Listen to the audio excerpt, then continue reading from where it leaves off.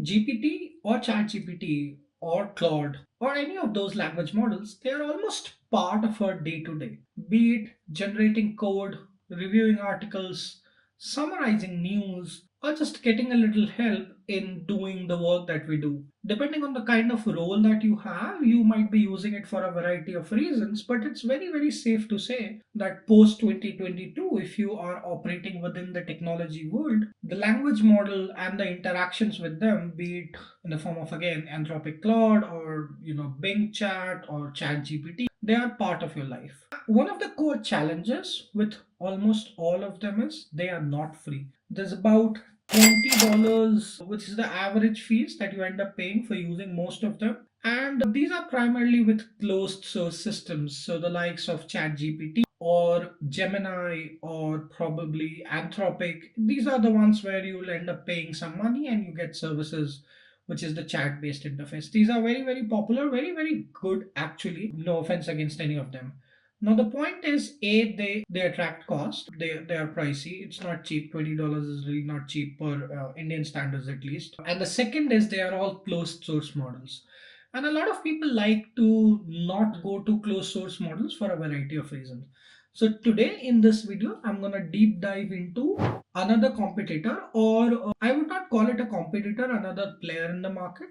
It's Hugging Face chat. Now, Hugging Face is very, very widely known. Almost everybody uses it. And what I'm going to do is show you all the options it has today.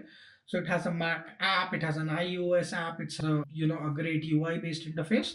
So all you do is you just go to Google and say Hugging Face chat. Sorry, remove the Mac app, you will go there. And then once you click on it, you'll be taken to this page. You can obviously sign in. It has some dark mode, light mode. Always gonna go for dark mode. There are a lot of different models available there. Right now it supports six. There's Meta, there's Coher, there's Quen, which I believe is from, I think, Alibaba or somebody. I probably will check. Yeah, Alibaba Cloud, correct. And then there's Nose Research website, there's Mistral and Microsoft Fee. They also have assistants which will go shortly. And essentially it starts with as defaulting to Llama, which is 70 billion instruct model, and you can use it to do pretty much anything. So how is the weather today, which is something I always ask, just trying to see if they're looking for my location or not. And most of them are now these days very smart to actually say that. It has access to tools. You have a lot of tooling available here.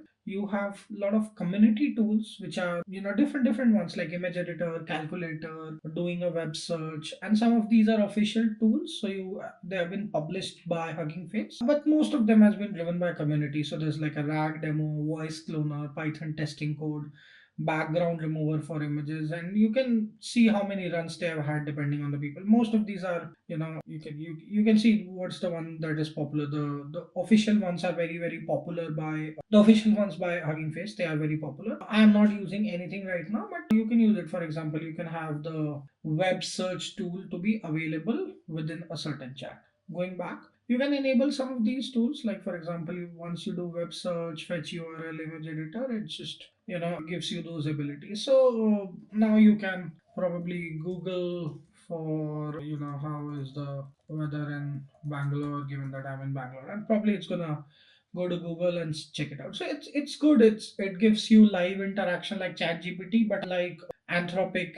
Anthropic is not actually connected to it, but this guy seems to be connected to it. The speed, I would say, is still a work in progress, so you don't see a lot of that. And then you have the regular ability to ask through it. There are tools like we saw, then there are standard settings, which is the selection of models. Assistant, you can create a new assistant. Assistant is kind of part agent, part, I would say, prompt setup. So you can have your own custom assistants here which operate within a certain domain. So if you're operating in, let's say, finance, you could have it tuned for finance. So you can add your own custom assistants here, which is really, really useful if you want to do your research, things like that. And finally, or alternatively, you can browse a lot of assistants. There are tons of them, like image generate and image generation. There's a chat GPT, so this bot will tell you everything you ask. There are some jailbroken prompt assistants, which is like no hold no bar, so it's completely unrestrictive. I think it's called, yeah, Breakbot, which is like an AI model like no other. It has no restrictions, filters. There's no morality, ethics, etc., etc. It's completely impartial. So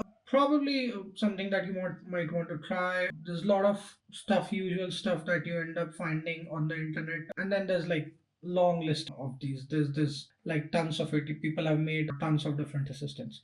So all in all, it's pretty good tool. Now moving forward, second part, the Hugging Face has also released something like a chat Mac OS. So this is a beta Mac app. It was literally released few weeks back. So you go to the releases section, you download a zip file. Once you click assets, you can download the zip file. This is only available for Mac now, as far as I know. Let me check for no, I don't see the pinned ones. So I'm assuming that this is only for Mac. So once you download, you end up with something like this. Hugging Face Mac zip, and then once you just open it up, it gives you an app interface. So it sits in your browser somewhere like here.